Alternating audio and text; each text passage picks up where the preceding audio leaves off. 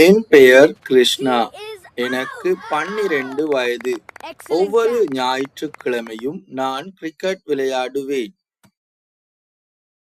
எனது பெயர் வித்யா. எனக்கு வயது 13. ஓய்வு நேரங்களில் டிவி பார்க்க விருப்பம். நான் தனு. நான் கொழும்பில் இருக்கின்றேன். எனக்கு பிடித்த பாடகர் ஹரிஹரன். நான் மீரா. எனக்கு இசைக்கருவிகளை இசைக்க விருப்பம். நான் ஒவ்வொரு நாளும் அப்பாவுடன் வயலின் வாசிப்பேன். ආදරණීය දරුවනි, දෙමළ පොත ළඟ තියාගෙන මෙම පාඩම කියවා පුරුදු වෙන්න.